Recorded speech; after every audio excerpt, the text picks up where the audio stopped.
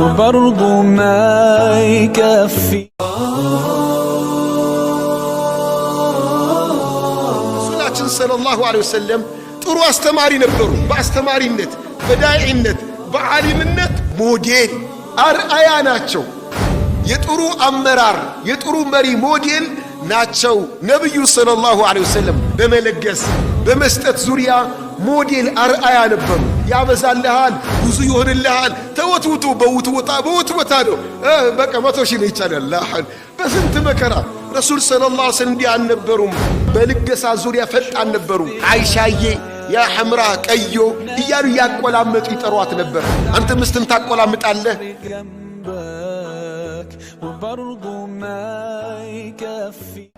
وقال لهم خزنتها ألم يأتكم رسل منكم يتلون عليكم آيات ربكم وينذرونكم لقاء يومكم هذا قالوا بلى ولكن حقت كلمة العذاب على الكافرين قيل ادخلوا أبواب جهنم خالدين فيها فبئس مثوى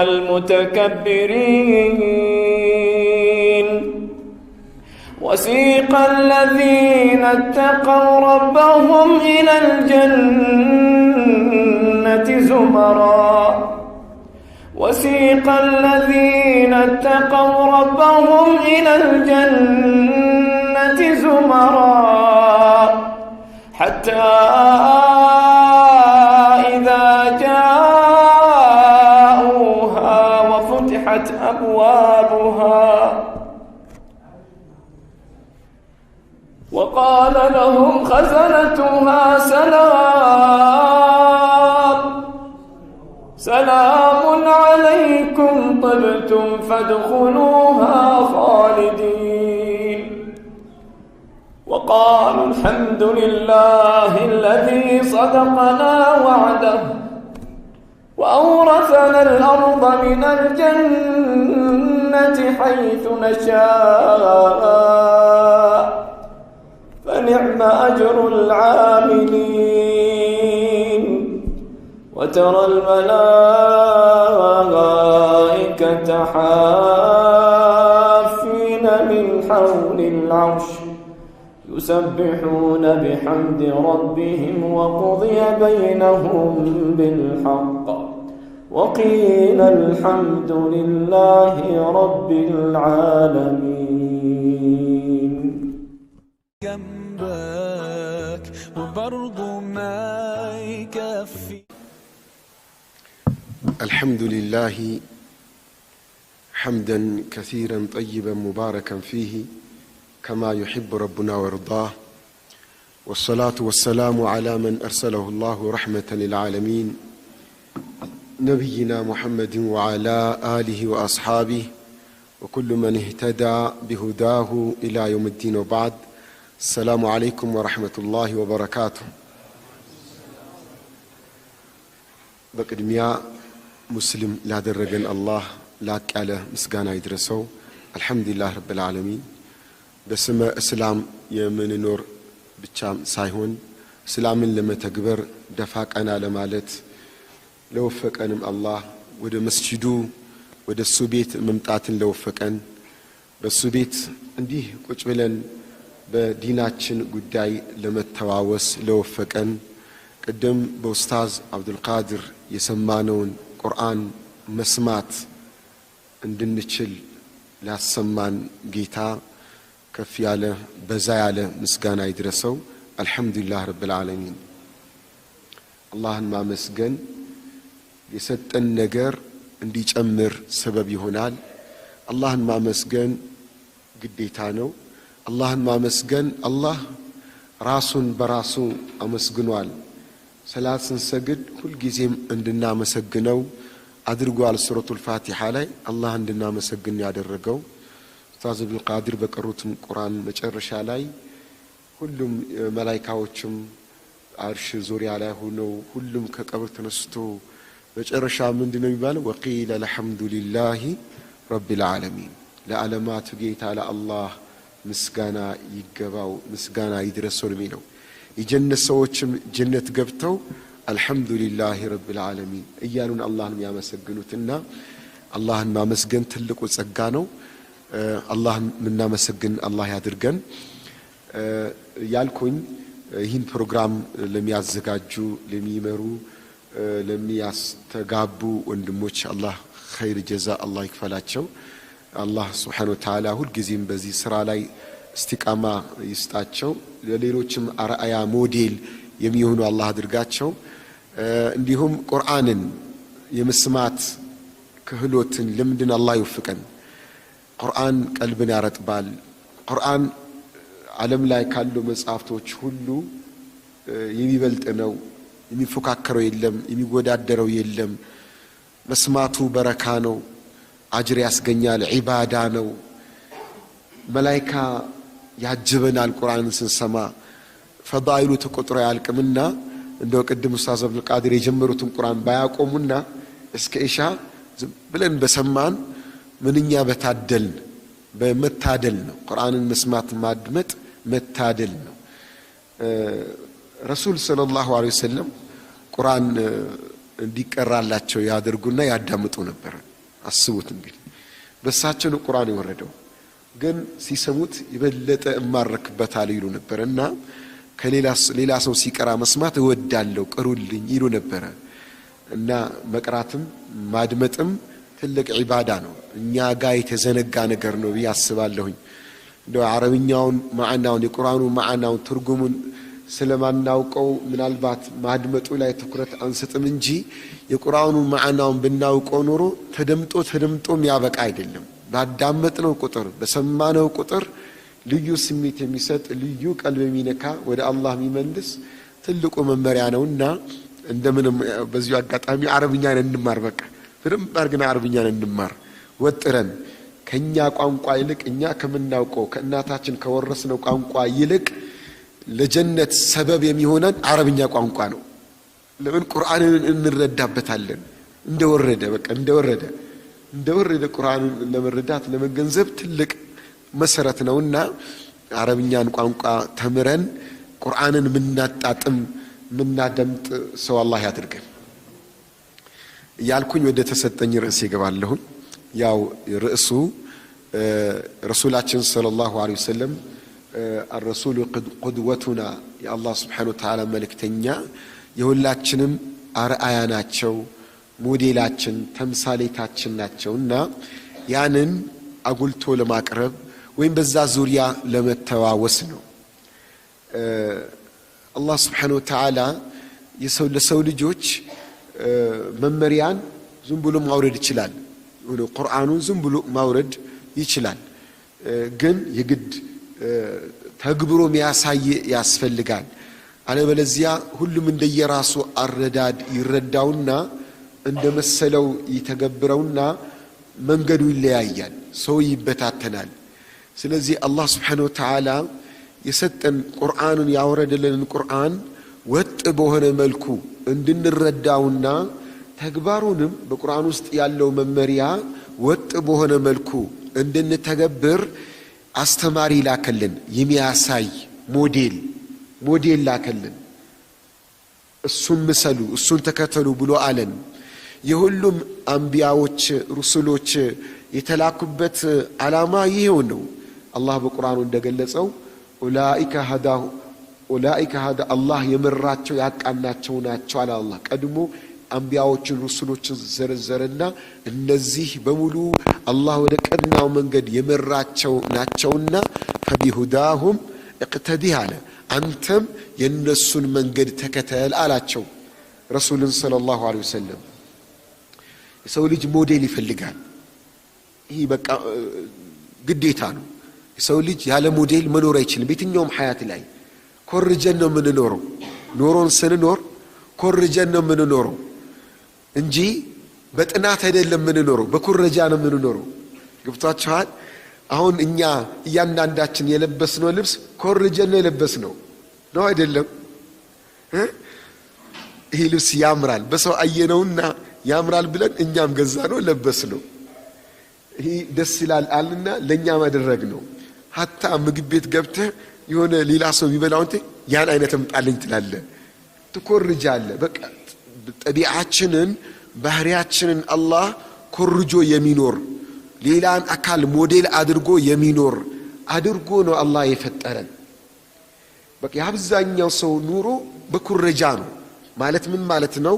የሆነ አካል ከፊት ለፊቱ አለ ሞዴል ያደረገው። ሐታ የንግግር ስታይሉ፣ አለባበሱ፣ አመጋገቡ፣ የቃላት አጣጣሉ፣ ነገረ ስራ ሁሉ ሞዴል ነው። ሴት ከሆነች እናቷን ትመስላለች፣ ወንድ ከሆነ አባቱን የመምሰል ብሎ ደግሞ የሰፈሩ ላይ ያሉ ሰዎችን ታላቆችን የመምሰል ወይም መምህራኖችን የመምሰል ኡስታዞችን ሼኽን የመምሰል እንደው መስሎ የመኖር ነገርን ነው አላህ ለኛ እኛ ውስጥ ያኖረው ነገር ይህ ነው። ይህን ነገር በውስጣችን አላህ ስላኖረ አስተውሉ፣ የመኮረጅ ባህሪን በውስጣችን ስላስቀመጠ መጥፎ ሰዎችን እንዳንኮርጅ አስጠነቀቀና ጥሩ ሰዎችን እንድንኮርጅ አዘዘን። ጥሩ ጥሩዎችንም ሰጠን። እነሱን ምሰሉ ማለን፣ ከነሱ ኮርጁ አለን። መቼም ሰው ልጅ በባህሪው ኮራጂ ነው።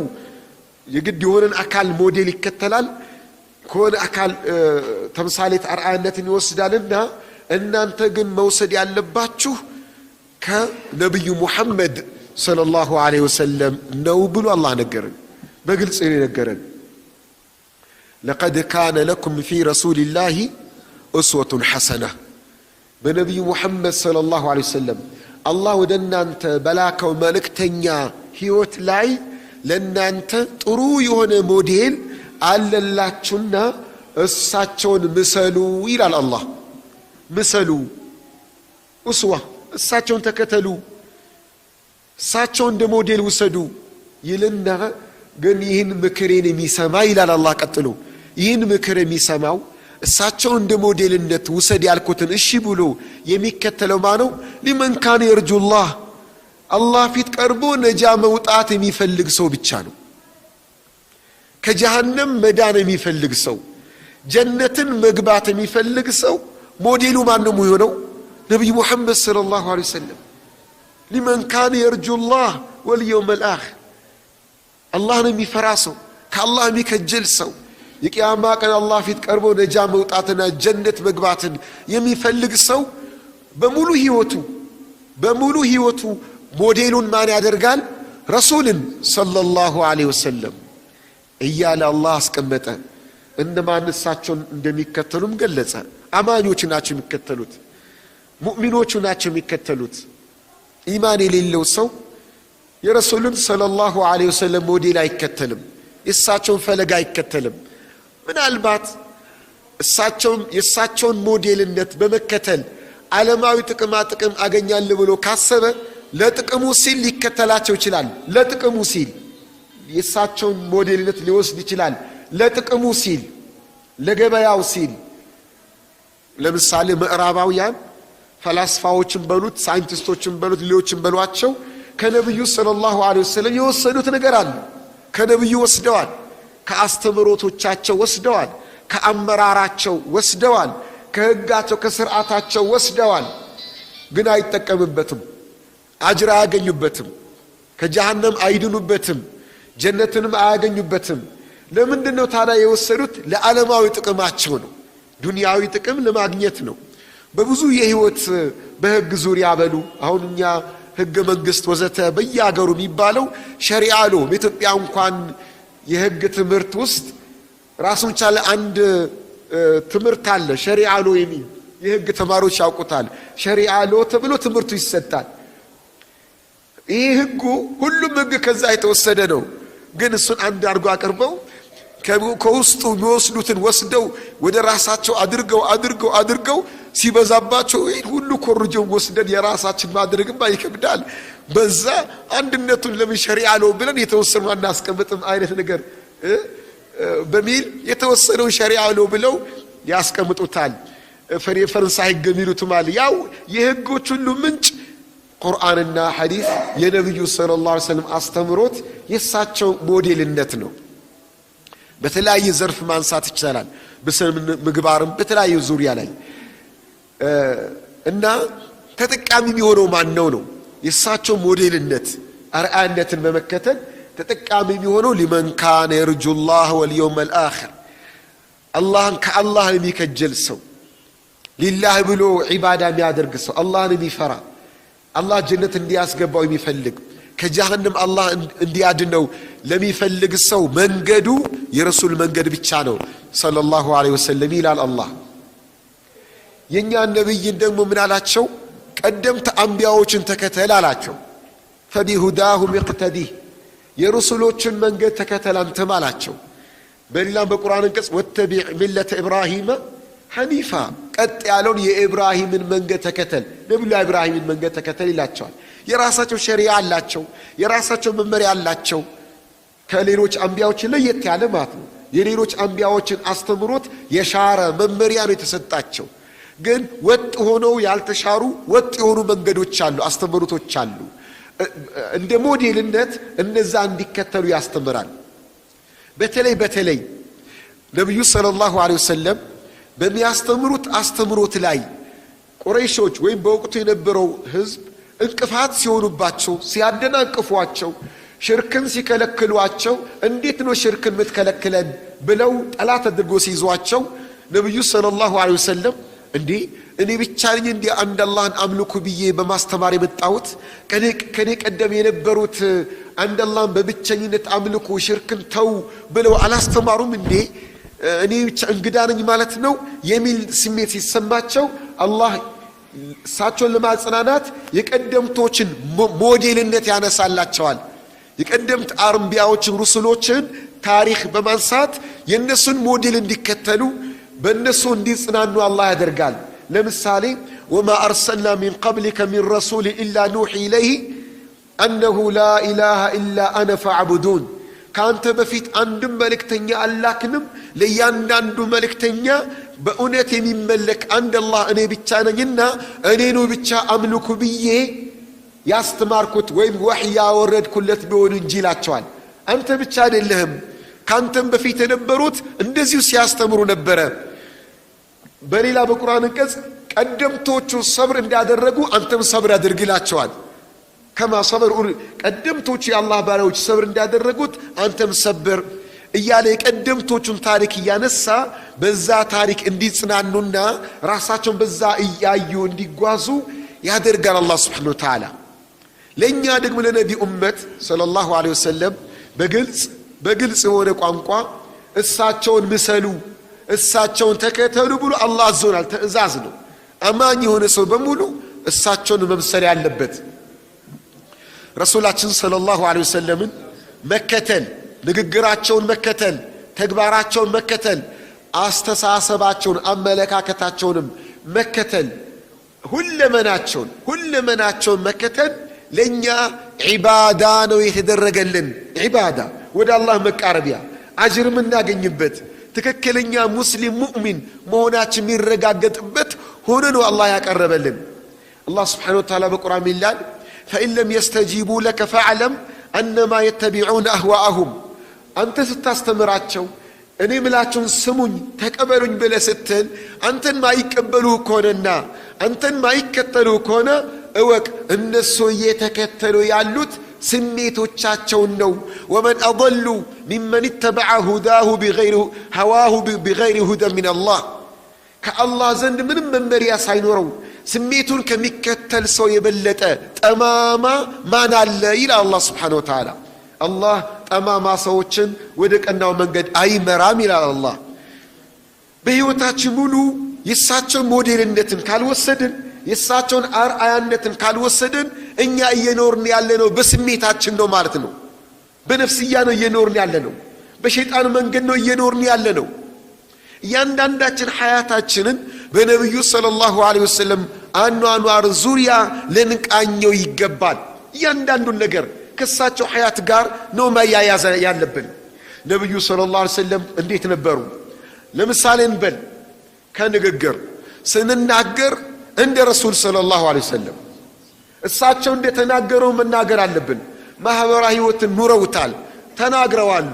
እንዴት ነበር ይናገሩ የነበረው የሚለውን አውቀን ተረድተን እንደዛ ነው መናገር ያለብን። ለምሳሌ ከሰው መናገር ሲባል ኮሙኒኬሽን ማለት ነው። ከሰው ጋር መነጋገር፣ ከሰው ጋር መግባባት፣ ሐሳብ ለሐሳብ መለዋወጥ፣ ሒዋር ማድረግ፣ ውይይት ማድረግ ከሚስት ሊሆን ይችላል፣ ከባልሽ ሊሆን ይችላል፣ ከአባት ከእናት ሊሆን ይችላል፣ ከልጆች ጋር፣ ከታላቅ ከታናሽ፣ ከጎረቤት፣ ከሰራተኛ፣ ከአሰሪ ሊሆን ይችላል፣ ከደንበኛ ሊሆን ይችላል። ከሰው ጋር ስትናገር እንዴት ነው መሆን ያለበት ንግግርህ? እንደ ረሱል ሰለላሁ ዐለይሂ ወሰለም የአላህ ስብሓነሁ ወተዓላ መልእክተኛ ሲናገሩ ሁልጊዜም ኸይር ነገር የሚናገሩት። ነብዩ ሰለላሁ ዐለይሂ ወሰለም ተሳዳቢ አልነበሩም፣ አሽዋፊም አልነበሩም፣ የሚያፌዙም አልነበሩም፣ ተራጋሚም አልነበሩም። በአንድ ወቅት የተወሰኑ ሰዎች ረሱል ጋር መጡና ሰለላሁ ዐለይሂ ወሰለም የአላህ መልእክተኛ ሆይ እነዚህ ሙሽሪኮች አዛ አደረጉን፣ በጣም አስቸገሩን፣ ስለዚህ እርገሟቸው አሏቸው። ርገሙልን አሏቸው። ምን አሉ ነብዩ ሰለላሁ ዐለይሂ ወሰለም? እኒ ለም ኡብዓስ ለዓነን ወኢነማ ቡዒስቱ ረሕመተን አሉ። እኔ እኮ አላህ ሲልከኝ ተራጋሚ አድርጎ አላከኝም አሉ። ተራጋሚ አድርጎ አላከኝም። አላህ እኔን የላከኝ አዛኝ አድርጎ ነው የላከኝ አሉ ነብዩ ሰለላሁ ዐለይሂ ወሰለም። በዚህ ነጥብ ብቻ ብዙ መነጋገር ይቻላል። ከሰው ጋር ስንኖር እየተሳደብን መኖር አለብን። ሙዓዝ ብን ጀበልን ሲመክሩት ኢተቂላህ ሐይሱማ ኩንት አሉት። የትም ብትሆን አላህን ፍራ። ወአትቢዕ ሰይአተ ልሐሰነተ ተምሑሃ፣ ወንጀል ከሰራ ወዲያው ኸይር ስራ አስከትልበት፣ ያን ወንጀል ያጥብልሃል አሉት። ወኻሊቅ ናሰ ቢኹሉቅን ሐሰን፣ ከሰው ጋር ከሁሉም ሰው ጋር በብሔር ሳትለይ፣ ጎሳ ሳትለይ፣ ሃይማኖት ሳትለይ፣ ጾታ ሳትለይ፣ የዕድሜ ገደብ ሳትለይ፣ ባለስልጣን ተራ ሰው ሳትል፣ ባለሀብታም ባለሀብት ድሃ ሳትል፣ የሰውን ዘር በሙሉ በጥሩ ስነ ምግባር ተናኑር፣ በጥሩ አኽላቅ ተናኑር ይላሉ ረሱል ሰለላሁ ዐለይሂ ወሰለም። ከሰው ጋር ሁሉ ጥሩ ቃል መናገር ያለብን ይሄ የነብዩ ሞዴልነት ነው። ከነብዩ መውሰድ አለብን ሰለላሁ ዐለይሂ ወሰለም። አንዳንድ ሰው ጥሩ ቃል መናገርን የአክብሮት ቃላት አለ። ጥሩ ቃላት ማለት ቀልብ ማይሰብር የተሞላ ለመሆኑ በሐያ የተሞላ ለመሆኑ ምልክት ነው። ነብያችን ሰለላሁ ዐለይሂ ወሰለም እጅግ ሐያ አድራጊ ነበሩ። ለምንድን ነው መጥፎ ቃል ማይናገሩት? ሐያ አድርገው ነው። አይራገሙም፣ አይሳደቡም፣ ሰውን አያሙም፣ ሐሜት ሰውን አያሙም። ነብዩ ሰለላሁ ዐለይሂ ወሰለም እንዲሁ ፊታቸው ሲታይ ይህ ፊት ውሸት ተናግሮ ማያውቅ ፊት ነው ይባሉ ነበር። ውሸት ተናግሮ ማያውቅ ፊት ነው፣ ይህ ፊት ሁልጊዜም እውነት ብቻ የእውነተኛ ፊት ነው ብለው ነበር ጠላቶች እንኳን ሙስሊም ያልሆኑ ሰዎች የሚገልጿቸው የነበረው ረሱልን ሰለላሁ ዐለይሂ ወሰለም። ከምላሳችን በምናወጣው ነገር ሞዴል አርአያ ማድረግ አለብን ረሱልን ነው ሰለላሁ ዐለይሂ ወሰለም። ምሳሌ ልምጣ። የአላህ መልእክተኛ ሙስሊም ለሙስሊም ሲገናኝ በምን ይገናኝ ብለዋል? በምንድን ነው የምንገናኘው? በሰላምታ አሰላሙ አለይኩም ወራህመቱላሂ ወበረካቱ። ይህ ለዚህ ለሰላምታ የተሰጠው አጅር አለ። አሰላሙ አለይኩም 10 አጅር አለው፣ ወራህመቱላህ 10 አጅር አለው፣ ወበረካቱ 30 አጅር እናገኛለን። ይህ አጅር ብቻ አይደለም፣ የነብዩንም ሱና እየተከተልን ነው። የሳቸውን ሞዴልነት እየተከተልን ነው። የሳቸውን አርአያነት እየተከተልን ነው። እንደሳቸው እየሆን ነው። ይህ ነው የሳቸውን ሞዴልነት ማድረግ ማለት። ከሰው ጋር ስትገናኝ ሃይ ብለህ መገናኘት የለብህም። ይህ እንዲማ ከሆነ ያንተ ሞዴል ሌላ አካል ነው ማለት። ሃይ ባዮች ናቸው ያንተ ሞዴሎች፣ ያንተ አርአያዎች እነሱ ናቸው። ግን አሰላሙ አለይኩም ወራህመቱላሂ ወበረካቱ ብለህ የምትገናኝ ከሆነ ያንተ ሞዴል ማን ነው ማለት ነው? ረሱል ሰለላሁ ዐለይሂ ወሰለም። እቤት ስንገባ አሰላሙ አለይኩም ወራህመቱላሂ ወበረካቱ ብለን ነው የምንገባው። ማንኛውም ቦታ ሱቅ ስትገባ፣ የሚገባበት ቦታ ሁሉ ስትገባ በሰላምታ እንድንገባ ነው ነብዩ ሰለላሁ ዐለይሂ ወሰለም ያስተማሩን። በዚህ ነው አርአያ ሞዴልነታቸውን የምንከተለው። ስልክም ስንደዋወል ሃሎ በማለት አይደለም አሰላሙ አለይኩም ብለን መገናኘት አለብህ መጀመሪያ አሰላሙ አለይኩም ወራህመቱላሂ ወበረካቱ ከዛ በኋላ ነው ወደ ጉዳይ መሄድ ያለብህ ይሄ አሰላሙ አለይኩም ወራህመቱላሂ ወበረካቱ ብለህ በስከም ስትናገር ማነው ሞዴል ያደረከው ረሱልን ሰለላሁ ዐለይሂ ወሰለም በሳቸው ጊዜ ስልክ ነበር እንዴት ልትነኝ ትችላለህ ስልክ ማለት መገናኛ ብዙሃን አይደል ባለው ሰውና ሰው የሚያገናኝ ነው ሰውና ሰው ሲገናኝ በሰላምታ ይገናኝ ብለዋል በአካልም ተገናኘ በስልክም ተገናኘ በደብዳቤም ተገናኘ ደብዳቤም ስጽፍ ምን ብለህ መጀመር አለብህ አሰላሙ አለይኩም ወራህመቱላሂ ወበረካቱ ብለህ መጻፍ ቴክስት ስጽፍ አሰላሙ አለይኩም ወራህመቱላሂ ወበረካቱ ብለህ መጻፍ አለብህ በዋትስአፕ ይሁን በቴሌግራም ይሁን በሜሴጅ ይሁን በደብዳቤም ስጽፍ መጀመሪያ አሰላሙ አለይኩም ቢስሚላሂር ረህማኒር ረሂም አልহামዱሊላህ ወሰላቱ ወሰላሙ ዐላ ረሱሊላህ አሰላሙ አለይኩም ወራህመቱላሂ ወበረካቱ ብለህ መቀጠል አለብህ ግንኙነት ሰውና ሰው በሚያገናኙ መንገዶች ሁሉ ግንኙነቱ መጀመር ያለበት በምንድነው በአሰላሙ አለይኩም ወራህመቱላሂ ወበረካቱ ይህ ነው የነብዩን ሞዴል መከተል ማለት በተለያየ አጋጣሚ ሃይ እያልክ የምትገናኝ ከሆነ ሄሎ ምትል ከሆነ አንተ የነብዩን ሞዴልነት ተተዋል ሌላ ሞዴል ነው እየተከተልክ ያለው ነው ስለዚህ ቀይር ይሄን ሞዴል ወደ ጀሃነም የሚወስድ ሞዴል ነው ሃይ ያልክ አጭር ትንሽ ምሳሌ ነው በንግግር ከሰው ጋር ስትገናኝ የመጀመሪያ ንግግርህ ሃይ ከሆነ እንዴት አደርክ ከሆነ እንደምነህ ከሆነ የመጀመሪያው ንግግር ያንተ ሞዴል ሌሎች ናቸው ማለት ነው ስለዚህ የነብዩን ሰለላሁ ዐለይሂ ወሰለም ሞዴልነትን ልንከተል ይገባል የሳቸውን አርአያነት ከተከተል እውነተኛ ሙስሊሞች ነን ሙእሚኖች ነን ወደ ቀናው መንገድ አላህ ይመራናል የቂያማም ቀን በሳቸው መንገድ ነው አላህ የሚቀሰቅሰን ግን ዱንያ ላይ የሳቸው ሞዴልነትን ትተን የግላችን ሌላ ሞዴል ምናመጣ ከሆነ ግን አላህ ፊት ቀርቦ መዋረድ ይመጣል ይሄ እንደ ንግግር ነው ያነሳ ነው ስንናገር ንግግራችን በሰላምታ ከጀመርን በኋላ የምንነጋገረው ንግግር ቀልብ የማይሰብር የማያስደነግጥ ሞራል የማይነካ ጥሩ ቃል የሆነ የአላህን ቁጣ ማያመጣ حرام ያልሆነ ወንጀል ባልሆነ ነገር ነው መነጋገር አለብን ሐሜት ውሸት የሌለበት ሐቅ መናገር የነብዩ ሰለላሁ ዐለይሂ ወሰለም አርአያ ሞዴልነትን መከተል ሐቅ መናገር ምን ይላሉ የአላህ መልእክተኛ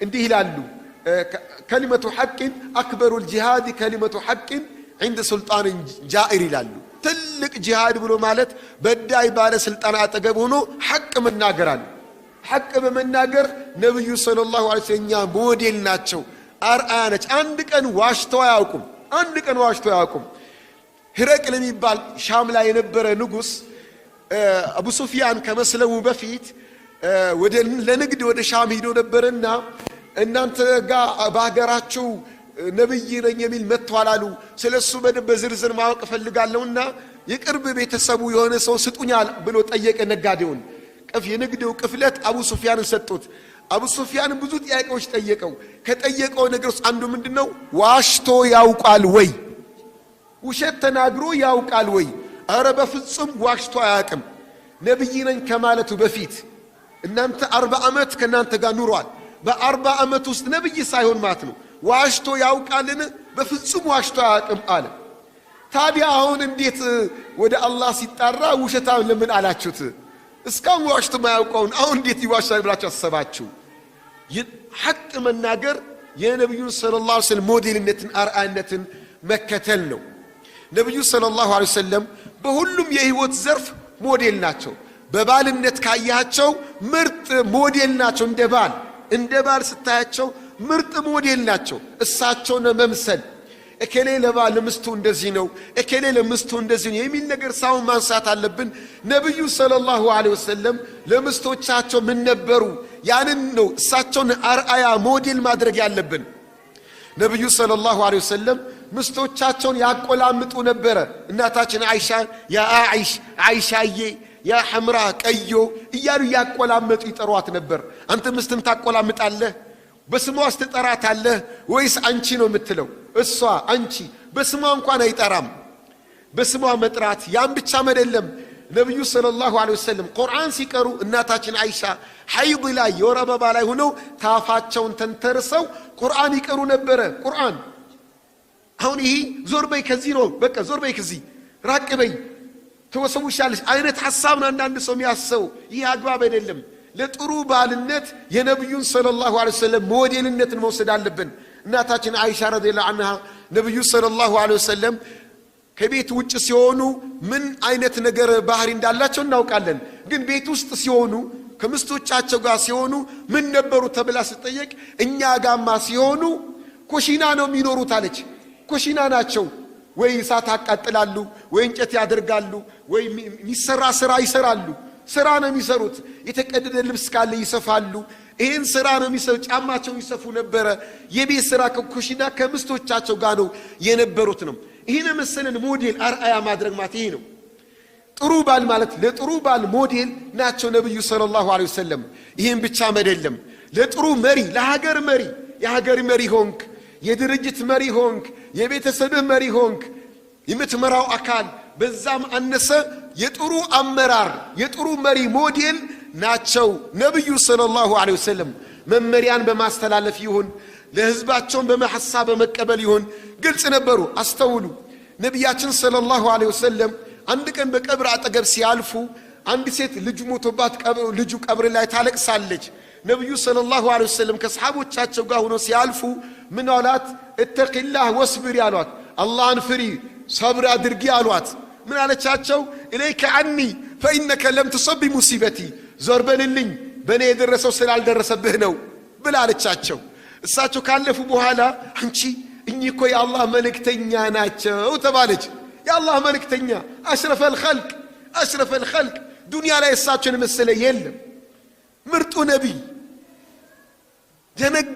ደነገጠች። ልሳቸውን ይህን መልስ የሰጠሁት ደነገጠችና እቤታቸው ድረስ ሄደች። ይቅርታ ለመጠየቅ እቤታቸው ድረስ ሄደች። ቤታቸው ሂዳ ዘበኛ ትጠብቃለች፣ ሚያስገባ ትጠብቃለች። ማንም የለም። ሂዳ ስተት ብላ በቀጥታ በተገላጭ አገኘቻቸው። ግልጹን አገኘቻቸው። የአላህ መልእክተኛ ሆይ ይቅርታ አድርጉልኝ፣ እርሶ መሆኑን አላወኩኝም። አይ ለማንኛውም ሰብር ማለት ሙሲባው እንደደረሰ ነው እንጂ አሁን ማመተሽ አሁን ሰብራለሁ ብለሽ ብትይኝ ጊዜው አልፏል አይነት ምክር ሰጧት። ዋናው ቁም ነገሩ የቱ ጋር ነው? የመሪ ሞዴል። መሪ ለህዝቡ ቅርብ መሆን አለበት። መሪ ከህዝቡ ከራቀ፣ መሪ ከህዝቡ ከተሰወረ፣ መሪ በዙሪያው ህዝብ እንዳያገኘው ዙሪያውን በተለያዩ አጥሮች ካጠረ መሪ ሊሆን አይችልም። ማን ነው የሚመራው? ራሱን ነው የሚመራው ወይስ ማንም አገሪቷ ማን እንደሚመራት አይታወቅም። መሪ ለህዝቡ ቅርብና ግልጽ መሆን አለበት። ነብዩ ሰለላሁ ዐለይሂ ወሰለም በዚህ መልኩ ሴት ልጅ በቀጥታ የምታገኛቸው ነበር። ይህን ብቻም አይደለም፣ ባህሪያ የሆነች ሴት ይላሉ። ባህሪያ የሆነች ሴት አሮጊት የሆነች ነብዩን ሰለላሁ ዐለይሂ ወሰለም ለሆነ ጉዳይ ይፈልጋለውና ብላ ካለቻቸው እሺ ብለዋት ወደ ወሰደቻቸው ቦታ ይሄዱ ነበረ። አስተውሉ። ወደ ወሰደቻቸው ቦታ ይሄዱ ነበረ። ተዋዱዕ ያላቸው፣ ኩራት የሌለባቸው እኔ ባይነት የሌለባቸው ነበሩ። ለሁሉም ግልጽ ነበሩ። አይደለም የሰው ልጅ ብሶቱን የሚያቀርብ የሰው ልጅ ብቻ አይደለም፣ እንስሳ ሁሉ ብሶቱን ያቀርብላቸው ነበረ። ወደ እንስሳቶቹ ከመሄደ በፊት በአንድ ወቅት ነብዩ ዘንድ ሰለላሁ ዐለይሂ ወሰለም ሴቶች ይመጡና ልክ ተቃውሞ ያሰማሉ በባሎቻቸው ላይ። ባሎቻችን ይገርፉናል፣ ይሰድቡናል፣ ይመቱናል፣ ተቸገርን፣ አዛረጉን ባሎቻችን ብሎ አሏቸው። ነብዩ ሰለላሁ ዐለይሂ ወሰለም ለወንዶች ምክር ሰጡ። እናንተ ወንዶች ለምንድነው ሴቶቻችሁ የምትመቱት? ለሴቶች ምስቶቹን አዛሚ ያድርግ የሚያስቸግር ሰው ኸይረኛ አይደለም ብሎ አሉ። ከዛን ወንዶቹ ተመከሩ። እቤት ሲገቡ ወንዱ ያ የሚማታው ኃይለኛ የነበረ ወንድ ሁሉ ጸጣል خلاص እጁን ሰበሰበ። ነብዩ አትንኩ ብሎ አላ። ነብዩ አትንኩ ብሎ መንካት የለም በቃ ዝም አለ። ከዛን ምስቶች አጓሯ በቃ ማን አለባቸው እንደፈለጉ ማውራት። ወንዶች በባሎቻቸው ላይ ያወራሉ፣ ይላሉ፣ እንደፈለጉ ዘነጡባቸው። በማግስቱ ወንዶች መጣው ተቃውሙ። የአላህ መልእክተኛ ሆይ ይኸው ሴቶች የእርሶ ምክር ሰምተው ቤት አናሳድርማሉ፣ አናስገባማሉ፣ አናስቀምጣሉን ምን ይሻለናል? አሁንም ሴቶችን መከሩ። አረባ ጨነቃቸው። ነብዩ ሰለላሁ ዐለይሂ ወሰለም ሻሂድ ምንድነው ዋናው ነጥብ? እንዲህ ሰው ያገኛቸው ነበረ። የፈለጋቸው ሰው ያገኛቸው ነበር። ረሱልን ሰለላሁ ዐለይሂ ወሰለም ሁሉንም ችግር ይፈቱ ነበር። እስከ ቤት ድረስ በመሄድም ይሁን ችግር ፈቺ ነበሩ። ጥሩ አመራር፣ ለህዝብ ቅርብ የሆነ ከህዝብ ጋር ቀረቤታ ግንኙነት ያለው ሲሆን ነው። እንዲሁም ደግሞ ነብዩ ሰለላሁ ዐለይሂ ወሰለም ይሄን ብቻም አይደለም አመራር ሲሰጡ እዝነት የተሞላበት ረህማ ርህራሄ ያለበት መሪ አመራር ነው። የጦር መሪ ነበሩ፣ የሀገር መሪ ነበሩ። ጥሩ ሞዴል መካን ሲቆጣጠሩ ያሳዩት ባህሪ ብቻ ዓለም ላይ የሌለ ወደፊቱም አይኖር የሚባል ምናልባት ሙስሊም ሆኖ የሳቸውን ሞዴልነት አርአያነት የተከተለ መሪ ካልሆነ በስተቀር ነብዩ ሰለላሁ ዐለይሂ ወሰለም የመካ ሰዎች እሳቸውን ለመግደል ስንት ሙከራ አድርገውባቸዋል። ሰሃቦቻቸውን አዛ አድርገውባቸው አስቸግረዋቸው ወደ ኢትዮጵያ ተሰደዋል፣ ወደ መዲና ተሰደዋል። ይህ ነው ማይ በኃይለኝ ብዙ ችግር አደርሰውባቸዋል። መጨረሻ መካን ከተቆጣጠሩ በኋላ ለህዝቦች እንደዚህ አዛ ያደረጓቸው ህዝቦች ምን አሏቸው? እኔ ምን ውሳኔ ማስተላለፍባችሁ ይመስላችኋል ብሎ ጠይቋቸው። እንግዲህ ሁሉም ይጠብቀው ምንድነው? በቃ እንረሸናለን፣ እንገደላለን። ለምን? ጥፋቱን ያውቃል ሁሉም፣ ወንጀሉን ያውቃል ሁሉም። ያን ነበር ሲጠብቁ የነበረው። አንዱ ተነስቶ ምን አለ? አንተማ ደግ ሰው ነህ፣ ሩህ ነህ፣ አዛኝ ነህ። ድሮ እኮ እብድ ሲሏቸው፣ ጠንቋይ ሲሏቸው፣ ሞት ላንተ ሲሏቸው ስንት ሴራ ሲያሰሩባቸው የነበሩ ናቸው። አይደለም መካ ላይ እሳቸውን ለመግደል እኮ በተሰደዱበት መዲና ድረስ ማፊያ ቡድን አሰማርተዋል። መዲና ስለታማ መሳሪያ መርዝ አድርገው እንደሆነ ከወጋው መርዙ ይገድለዋል። በመሳሪያው እንኳን በማይሞት ተብለው ተልከዋል። አላህ ያጋለጣቸው። የኡሁድ ዘመቻ የተካሄደው ባሉበት እንጨርሰዋለን። የአሕዛብ ዘመቻ እዛ መዲና የተካሄደ ነው። ብዙ ችግር ነው ያደረሱባቸው። ያም ሆኖ ግን መጨረሻ ምን አሏቸው? اذهቡ فانتم الطلقاء ሂዱ፣ ነፃ ናችሁ፣ ምንም አነካችሁ ማለት ነው። ሰለላሁ ዐለይሂ ወሰለም በነፃ የሚታሰር የለ፣ ሞት የሚፈረድ በቃ ሁላችሁ በነፃ ሂዱ። ይሄ መመሪያ የሚሰጥ ማን አለ? ሰምተህ ታውቃለህ? አትሰማምም? የለምም። ምናልባት የነብዩን ሰለላሁ ዐለይሂ ወሰለም ታሪካቸውን አውቆ የሳቸውን ሞዴል አርአያነት የሚከተል መሪ ካልሆነ በስተቀር ማለት ነው። በአመራር ደረጃ ቢወሰድ ጥሩ መሪ ይሁን ናቸው። አነስ ብን ማሊክ ረዲየላሁ ዐንሁ ነብዩ ጋር ሰለላሁ ዐለይሂ ወሰለም 10 ዓመት ከሳቸው ጋር አብሬ ቆይቻለሁ። አስተውሉ፣ 10 ዓመት አብሬያቸው ነበርኩኛል። በ10 ዓመት ውስጥ የሆነ መመሪያ ሰጥተውኝ የሰጡኝን መመሪያ ባለመተግበሬ ለምን አልተገበርክም ብለው ወቅሰውኝ አያውቁም። ያላዘዙኝን ነገር ደግሞ በመፈጸሜ ለምን ፈጸምክ ብለው ወቅሰውኝ አያውቁም ይላል። አላሁ አክበር። خلاص አለፈ አይደለም፣ በቃ ካሁን በኋላ ስራው ነው፣ በቀጣይ ይስተካከል ነው። ያለፈው አልፏል፣ በቀጣዩ ይስተካከል። መሰራት የሌለበትን ካሁን በኋላ እንዳሰራ፣ መሰራት ያለበትን እሺ ካሁን በኋላ ስራው የሚሉ ነበሩ ነብዩ ሰለላሁ ዐለይሂ ወሰለም። አሁን ሰዓት ያለ አመራር ምንድነው የሚለው? እኔ ያዘዝኩትን ካልፈጸምክ በሪድ ከስልጣን ማባረር፣ ወደ እስር ቤት፣ ወደ እርምጃ። ምርጥ መሪ ታሪካቸው ብዙ ነው። በመሪ ደረጃ ትልቅ ሞዴል አርአያ ናቸው ነብዩ ሰለላሁ ዐለይሂ ወሰለም። ሰላት ሲያሰግዱ መሪ ሆነው ሰላት ሲያሰግዱ ተመልከቱ። የህፃናትን ለቅሶ ሲሰሙ ሰላቱን አጠር አድርገው ያሰግዳሉ። ከዛ ምን ብሎ ተናገሩ? እኔ ሰላት ያሰግድኩኝ አሉ ረጋ ብዬ አስረዝሜ መስገድ እየፈለኩኝ የሚያለቅሱ ህፃናትን ድምጽ ስሰማ እናትየው ትጨነቃለች ብዬ ቶሎ ብዬ አሰግዳለሁ አሉ ነብዩ ሰለላሁ ዐለይሂ ወሰለም። እናትየው እንዳትወሰወስ። ይህን መሰለ አዛኝ፣ ለልጁም ያዘኑ ለእናቷም ያዘኑ መሪ ሆነው ማለት ነው። መሪ ሆኖ ለህፃን የሚያዝን፣ መሪ ሆኖ ለሴቶች የሚያዝን፣ ለደካማዎች የሚያዝን እንዲህ ነበሩ ነብዩ ሰለላሁ ዐለይሂ ወሰለም። የአላህ መልእክተኛ ከህፃናት ጋር የነበራቸው ነገር ትልቅ ሞዴል ነው፣ አርአያ ነው። ረሱል ሰለላሁ ዐለይሂ ወሰለም አንድ ቀን ቁጭ ባሉበት ህፃናቶች መጡ። ህፃናቶችን እቅፍ አድርጎ ሳሟቸው። እቅፍ አድርጎ ምን ያደረጓቸው? ሳሟቸው። አንድ ባለባት የሚባል ወይም ባለበት አካባቢ የሀገር ሽማግሌ የሚባል ሰው አለ። እንዴ ህፃናትን ትስማለህ እንዴ አላቸው። አንተ አትስሙም እንዴ አሉት። አወረኔ 10 ልጆች አሉኝ አንዱንም ስም ያላውቅም አላቸው። ምን አሉት? አላህ እዝነትን ከቀልብህ መንጭቆ ካወጣብህ ምን ላድርግልህ አሉት። ቅር አላቸው ነብዩ ሰለላሁ ዐለይሂ ወሰለም። እንዴት ህፃን ልጅ አስመም? ህፃን ልጅ መሳም ረህማ ነው፣ እዝነት ነው። ህፃን ልጅን መሳም ቀልድ የሚመስለው ወይ መጃጃል የሚመስለው ሰው አይደለም፣ ረህማ ነው፣ እዝነት ነው። ነብዩ ሰለላሁ ዐለይሂ ወሰለም ህፃናትን ሲያገኙ ከህፃናት ጋር ይጫወቱ ነበረ። የኬሌ አባት ወይ እያሉ ሁሉ ህፃን ልጅ ምን ልጅ የለውም የኬሌ አባት ይባላል። መቼ አደግና ነው መቼ አባት ሆነና ነው። ግን አባት ህፃናቶች ሁሉ ጊዜ ምን ይወዳሉ? ትልቅነ ሲባል ደስ ይላቸዋል። አባትነ እናትነ ሲባል ደስ ይላቸዋል። ከፍ ማለት ነው የሚወዱትና የኬሌ አባት ያሉ ያጫውቱ ነበር። ረሱል ሰለላሁ ዐለይሂ ወሰለም ህፃናትን ሲያገኙ ያቅፉ ነበረ። ነብዩ ሰለላሁ ዐለይሂ ወሰለም አንድ ቀን ኢማም ሆነው እያሰገዱ እያሉ ልጃቸው ከሐሰንና ከሁሴን አንዳቸው ላያቸው ወጥቶ እንደ ፈረስ ቁጭ አለባቸው። ሱጁድ ላይ ነው ያሉት። እሱ እስኪወርድ ድረስ ቀና አላሉም። አስተውል። እስኪወርድ ድረስ በራሱ ጊዜ እስኪወርድ ድረስ ጠበቁት። ሱጁድ ላይ ሆነው ጠብቀው ሰሃቦች ሁሉ ተከትለው እየሰገዱ ነው። ሁሉም ሱጁድ ላይ ነው ያሉት። ረዘመ ሱጁዱ። ሰሃቦች ደነገጡ። ምን ተከሰተ? ምን መጣ? ሱጁዱ ረዘመ። የአላህ መልእክተኛ ምን ደረሰባቸው? ምን ሆኖ ይሆን? ሁሉም ግራ ተጋብተዋል። ልጁ በራሱ ጊዜ ከወረደ በኋላ ከሱጁድ ተነሱ። ሰላቱን ከጨረሱ በኋላ ዑዝራቸውን ለጀማዓው ተናገሩ። ደነገጣቸው። እንደ ምን ላድርግ? ልጄ ፈረስ አድርጎኝ እኮ ነው አሉ ነብዩ ሰለላሁ ዐለይሂ ወሰለም። ልጄ ፈረስ አድርጎኝ እኮ ነው። እስኪ ወርድ ጠብቀውት ማለት ነው። ለህፃናት የነበራቸው ርህራሄ እዝነትን ይመስላል። ይህ ብቻ አይደለም።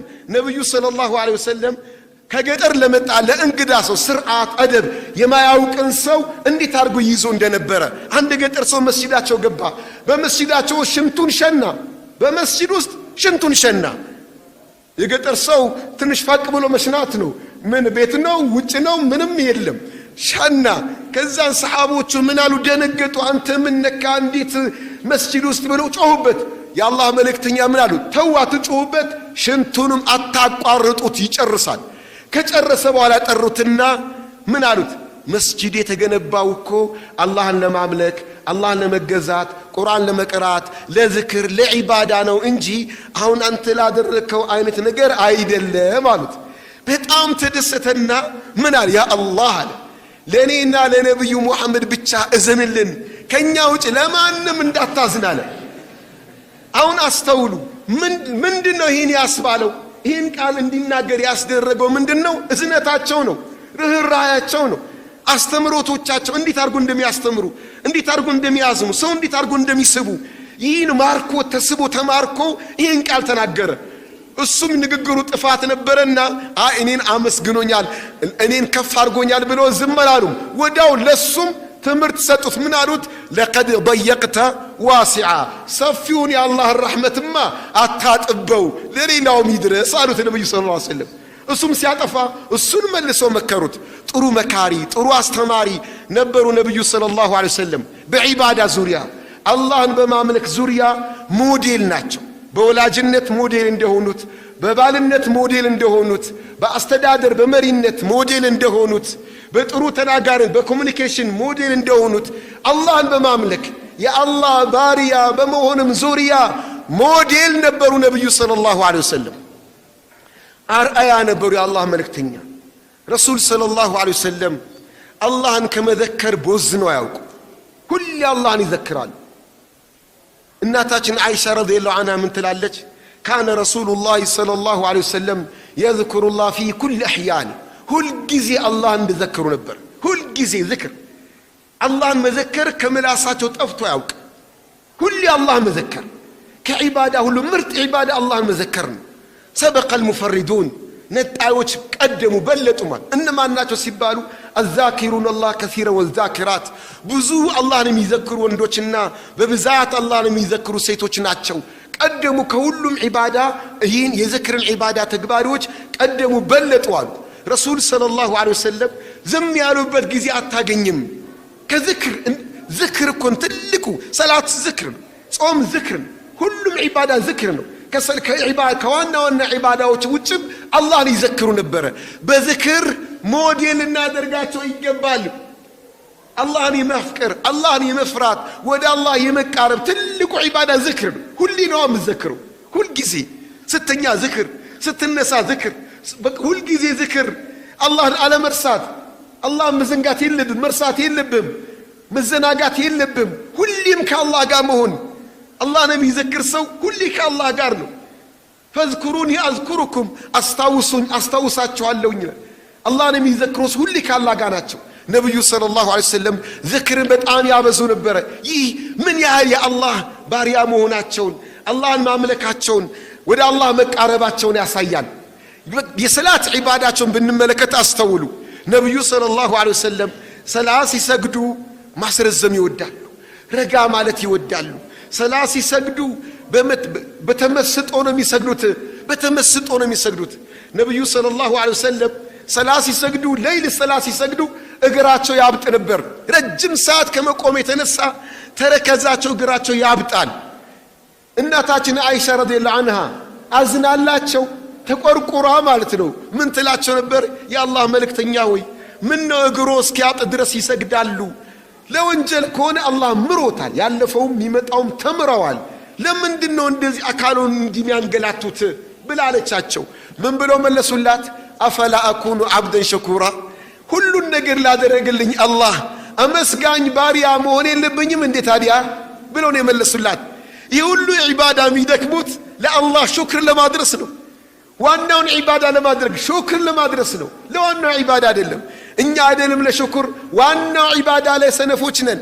ዋና ዒባዳ ላይ ረሱላችንን ሰለላሁ ዐለይሂ ወሰለም ሞዴል አላደረግንም። ሰላታችን እንደ ረሱል ይሁን፣ ሱናም ሰላት ይሁን፣ ዋጅብ ሰላትን ሰግድ እንደ ረሱል ሰለላሁ ዐለይሂ ወሰለም። ሰሉ ከማ ረአይቱሙኒ ኡሰሊ፣ እኔ ስሰግድ እንዳያችሁኝ ስገዱ፣ እንደኔ ስገዱ ነው ያለን።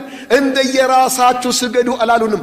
የምንሰግደው ሰላት እንደየራሳችን ነው። የአብዛኛው የሁሉ ባይባልም እንደ ራሳችን አይደለም መስገድ አለብን፣ እንደ ረሱል ሰለላሁ ዐለይሂ ወሰለም እሳቸውን ሞዴል ማድረግ አለብን፣ አርአያ ማድረግ አለብን።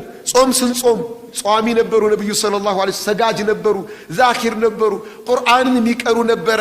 በዒባዳችን እሳቸውን ሞዴል ማድረግ አለብን፣ አርአያ ማድረግ አለብን። በሰደቃም ዙሪያ በመለገስ በመስጠትም አላሁ አክበር። ማን ብሏቸው እንደሳቸው ማን ብሉ? አላሁ አክበር። ምን ተብሎ የተገለጹት? ነብዩ ሰለላሁ ዐለይሂ ወሰለም ሁሌም ሰደቃ ይሰጣሉ። ረመዳን ወር ሲሆን ሰደቃቸው እንደ ንፋስ ነበር አሉ። ምን ማለት ነው? እንደ ንፍካን አጅወደ الناس بالخير፣ ሁሌም ከማንም ሰው የበለጠ በሰደቃ በቸርነት ከሁሉም ይበልጣሉ። ረመዳን ወር ላይ ሲሆን ደግሞ በጣም ስለጋሽ ነበሩ፣ ከንፋስ የበለጠ ፈጣን ነበሩ። አላሁ አክበር። በዚህ ሞዴላችን ነብዩ መሆን አለባቸው ሰለላሁ ዐለይሂ ወሰለም። ለሰው በማዘን ሰውን በመርዳት ለሰው በማገዝ ሞዴላችን አርአያችን ነብዩ መሆን አለባቸው። በአሁኑ ሰዓት ተሰሙ ይሆናል እከሌ ባለ ሀብት እንዲህ ሚሊዮን ብር ሰጠ፣ እንዲህ መስጠት ካልቀረ እንደሱ ነው እንጂ ያ አኺ ምን ሰጠ? እሱ ረሱልን ሞዴል ማድረግ አለብህ። እሱም ሰጥቷል፣ አላህ ይቀበለው የሰጠውን። ግን እንደ ሞዴል እንደ አርአያ ማንሳት ያለብን ማንን ነው? ነብዩ ሙሐመድን ነው ሰለላሁ ዐለይሂ ወሰለም። ለሁሉም ነገር ሞዴል ሆኖ አላህ ያስቀመጠልን። እስኪ አስተውሉ። ምንም ሰደቃ ሰጠ የሚባል ሰው የፈለገውን ቢሰጥ እንደ ረሱል አይሰጥም። የለም እንደ ረሱል ቢሰጥ። ነብዩ እኮ ሰለላሁ ዐለይሂ ወሰለም አንድ ቀን ሰላት አሰግደው እንደጨረሱ ፈጥነው ወደ ቤታቸው ገቡ። እየሮጡ ወደ ቤት ሄዱ። ሰው ተደናገጠ። ምንድነው? ምን መጣ? ደነገጡ ሰሃቦች። ቤት ደርሰው ቶሎ ተመለሱና ፈጥነው የሄዱበትን ጉዳይ አስረዱ። ሰውም ግር ብሎት ስለነበረ አይ ቀደም ወደ ሰላት ከመምጣት በፊት ሀዲያ የመጣ ወርቅ ነበረ፣ ያን ወርቅ ሰደቃ ስጡ ለተቸገረ ሰው አከፋፍሉ ብዬ መመሪያ ሳልሰጥ ነበር ወደ ሰላት የመጣሁት። አሁን ፈጥኜ የሄድኩት ሰደቃ እንዲሰጥ ለማዘዝ ነው አሉ ነብዩ ሰለላሁ ዐለይሂ ወሰለም። እንዲህ ፈጥሮ የሚሰጥ አለ እንዴ?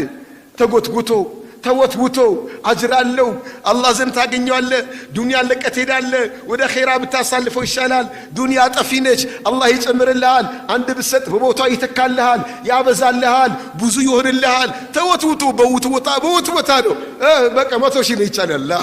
በስንት መከራ አሙቀኸው አግለኸው በስንት መከራ ነው የሚነይተው። እንደዚህ አይነቱ ነው ሰጠ ለገሰ የሚባለው። ረሱል ሰለላሁ ዐለይሂ ወሰለም እንዲህ አልነበሩም። ፈጣን በልገሳ ዙሪያ ፈጣን ነበሩ። በአንድ ወቅት ነብዩ ሰለላሁ ዐለይሂ ወሰለም ነብዩ እኮ ሀብታም ነበሩ። በጣም ሀብታም ነበሩ። ግን ሀብታቸው ውሎ አያድርም። ይሰጣል ያልቃል። አንድ ሰው ነብዩ ሰለላሁ ዐለይሂ ወሰለም ስጠኝ ብሎ ጠየቃቸው። ሰደቃ ስጠኝ አላቸው። ውሰድ አሉት። አሁን ውሰድ ለጠየቃቸው ውሰድ ነው፣ መስጠት ነው። በጣም ብዙ ሀብት ተቀበለና ሀብቱን እየነዳ ወደ ቤተሰቡ ሄደና እናንተ ሰዎች ስለሙ ነብይ ሙሐመድ የሚሰጠው ስጦታ ድህነት የማይፈራ ሰው አሰጣጥ ነው የሚሰጠው። ቢሰጥ ማያልቅበት። ሂዱ በቃ መስጠት ብቻ ነው ስራው ምንድነው? መስጠት መለገስ ብቻ ነው እያሉ የተገለጹት ነብዩ ሰለላሁ ዐለይሂ ወሰለም ቸር ለጋሽ የነበሩ ናቸው።